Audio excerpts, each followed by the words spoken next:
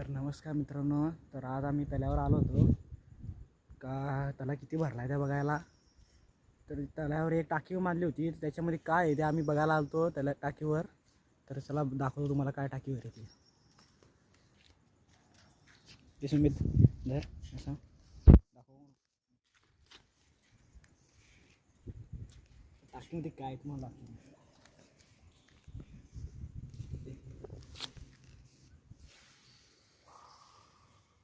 बघा